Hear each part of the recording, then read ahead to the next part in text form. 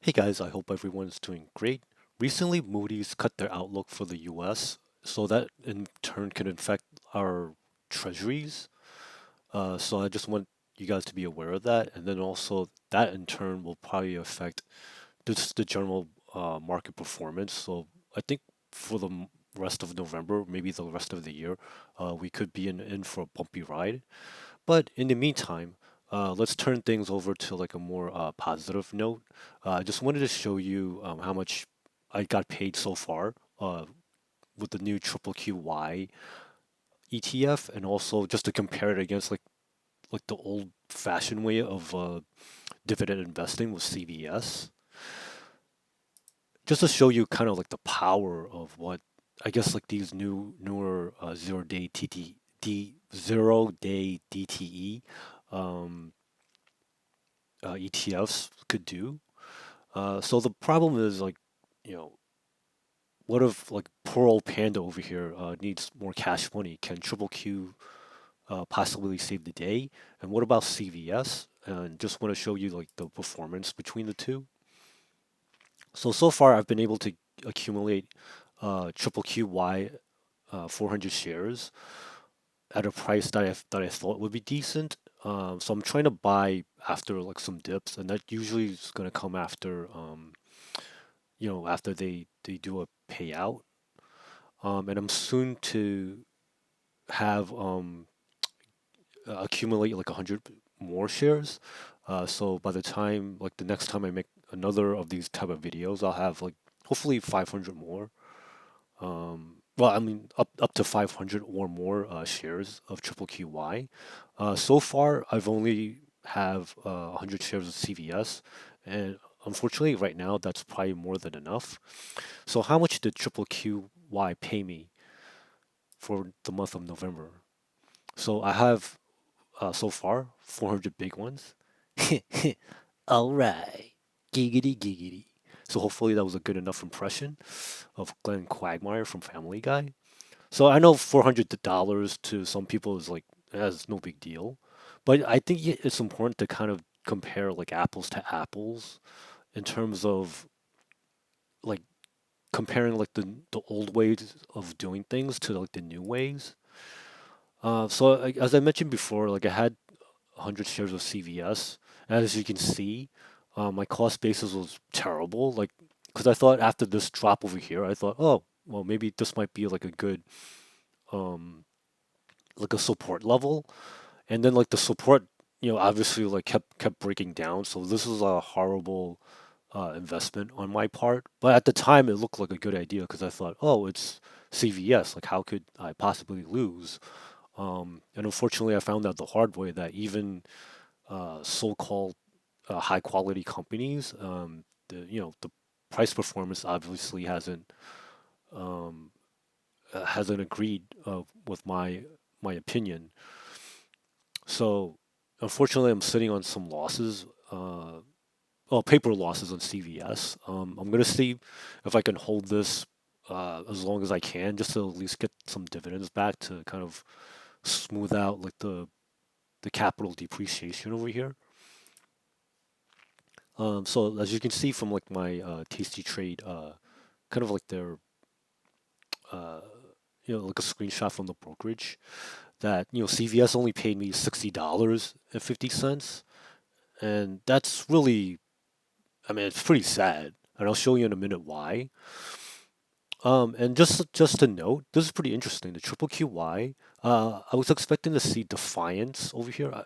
I'm not sure if this is a typo or if there's something more behind the scenes. I mean, it's not bad if Defiance and Yield Max are maybe related somehow, like uh, on a company basis.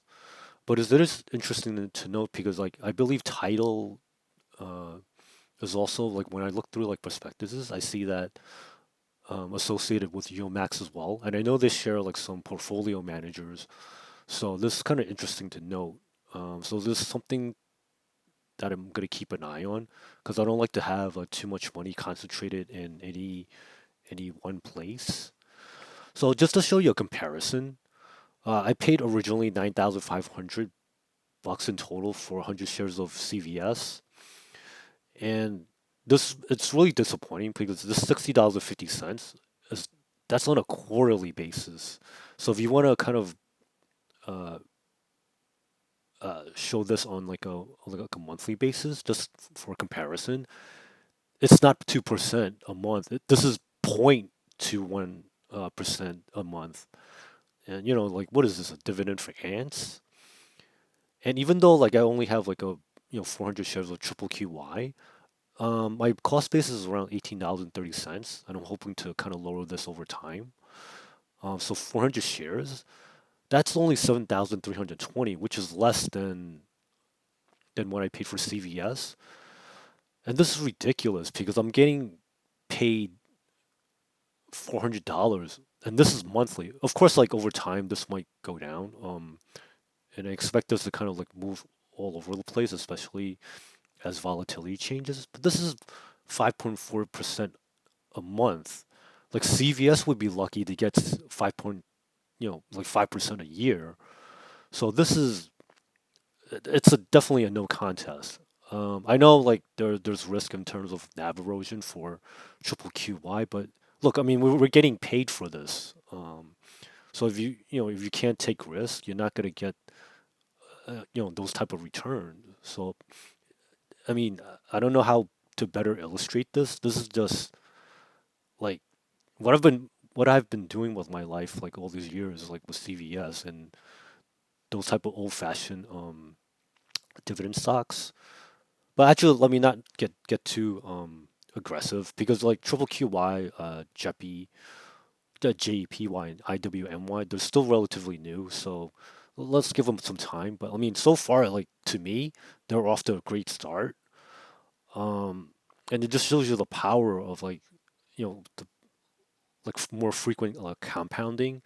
Since zero DTE, that means like the portfolio managers have more opportunities to make money every day. Whereas like when you're in CVS, like you're just buying and holding, and you're just waiting for like I guess like the CEO and like the rest of the management team to kind of perform well to and execute. But you're only getting paid like 4 times a year, whereas over here you're getting paid 12 times a year. So there's just something for you guys to think about, especially for like you younger folks. So yeah, I mean, this is, I mean, just the pros of like the yield max and defiance and the similar type of funds. Just having a monthly payout is a big difference. I don't know, like you still have to compare uh look the capital depreciation versus NAV erosion, but so far, even like a higher quality company like CVS, that's not immune to capital depreciation too. So, a lot of folks I know are scared of NAV erosion on these ETFs, but look, you can lose money on stocks too. So, like even higher quality stocks. So, it's just something to think about. Um, and I want to say, like for like Zoomers, like younger millennials, man, you guys are lucky in some sense. You don't know how good you have it in terms of like these like ETFs. I mean, I guess like when I was like going through school and like saving money, um, and when I had my first like set of jobs, like these type of funds weren't available. Like even just having like a monthly ETF or like a monthly stock was like a rarity. But now they're like there's more like you have more choices too, and there's better research out there. So I think like I know things can sometimes be bleak, but these type of like high yield ETFs are to me like a game changer. So like things they might be picking up in some areas. So let's try to focus on like kind of like the good stuff. And of course I just want to highlight like when you have like high yield, there's going to be higher risk involved too, and we're definitely paying for it. Like the these high yield ETFs have higher expense ratios, so I don't want to make it sound like they're free or anything. Like we are paying money for them, but they are so far they've been performing. And of course you don't have control over like the option strikes for the underlying indices, so that's a con there. And of course, like implied volatility could collapse in the future. So of course, like things can get cheaper, and yields are not like they're not consistent month to month. But let's give them a chance. And of course, you can't borrow against them for most brokerages yet. So, and I'm hoping like these, we can get the word out and let more people know that like these ETFs aren't as scary as you think. So maybe over time, like brokerages will let us like borrow against them in the future. And of course, like catching falling knives can cause bloody hands. But so far, I've been fortunate. I'm trying to buy at like the lower end of the range. So I'm hoping I can kind of continue that. Like, I don't want my cost basis to be too high. So maybe like over time, like I want my cost basis to be kind of low and steady. Because I hate buying at the top and then like seeing like the stock price like fall. So but that's just me. So I'm hoping like you guys can also catch these things at a good price as well. So this way you can improve like the overall yield on like your investments. So hope you like this. And please consider subscribing. If you have questions, obviously, and put them in the comments, and I'll answer them as soon as I can. And like my subscribers are healthier, wealthier, better looking, well endowed, and of course, just you guys are so far been all around good peeps. And I'm just begging for likes and subscribers now. I'm hoping to grow this channel so I can maybe eventually just like make my first dollar on YouTube. So that's just like my own personal goal for maybe next year or so. So thank you for watching, and I hope you have a great one. Let's all make money together, right? See you.